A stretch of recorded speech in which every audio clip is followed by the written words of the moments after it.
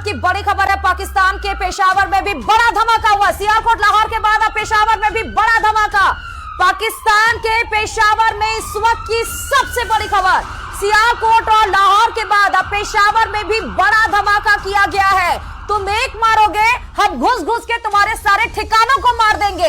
पाकिस्तान के पेशावर में इस वक्त की सबसे बड़ी खबर आपको बता रहे हैं। सियालकोट और लाहौर के बाद, कराची के बाद अब पेशावर को टारगेट बनाया है भारत ने और उसको नेस्तनाबूद करने की ठान ली है। वहां पर जोरदार धमाका किया गया। आयुषी, कराची, सियालकोट, लाहौर, अब पेशावर भी धमाके के रडार पे।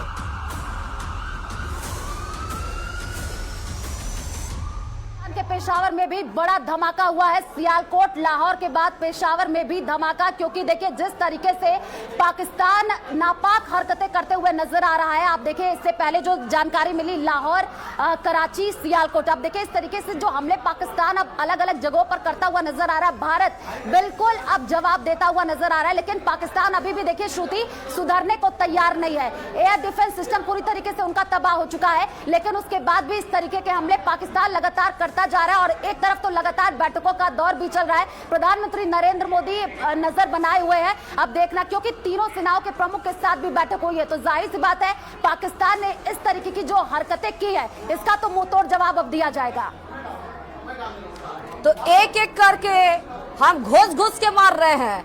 कराची, फिर सियालकोट, फिर लाहौर, फिर पेशावर। एयर डिफेंस उनका सिस्टम, 3 फाइटर जेट तबाह। उसके बाद भी पाकिस्तान नहीं संभल रहा है। अब ये अगर चाहता है, असीम मुनीर कहां सो के बैठे हुए हैं भाई, बाहर क्यों नहीं आ रहे हैं? गिदड़ भटकिया क्यों नहीं दे रहा? बिलावल भुट्टो संसद में रो रहे थे, उनके सांसद संसद में खड़े होकर रो रहे थे, अल्लाह से दुहाई मांग रहे थे कि पाकिस्तानी आवाम को बख्श दिया जाए, हमें बचा लिया जाए। अब असीम मुनीर कहाँ छुप के बैठे हुए हैं? आयुषी, क्यों नहीं बाहर आ रहे हैं? क्यों नहीं रोक रहे? क्यों नहीं मान रहे थे कि हाँ आतंक को हम पाते हैं और हम ही आतंक को ट्रेनिंग देते हैं, हम ये कबूल करते हैं और हम सरेंडर करते हैं, वरना पाकिस्तान खत्म होने के रडार पर है। बिल्कुल श्रुति, और देखिए आज ही तस्वीर आई थी पाकिस्तान के जो संसद से, वहां पे तस्वीर एक सांसद रोते हुए, बिलखते हुए नजर आ रहे थे और कह रहे थे अल्लाह उनको पनाह दे। आप देखिए अब तो उनको ये सुनना चाहिए, उनको ये देखना चाहिए कि किस हिसाब से पाकिस्तान ही लगातार हमला करता हुआ नजर आ रहा है। भारत तो लगातार जवाबी कार्रवाई कर रहा है। शुरुआत तो पाकिस्तान ने की थी। जी आयुषी जी,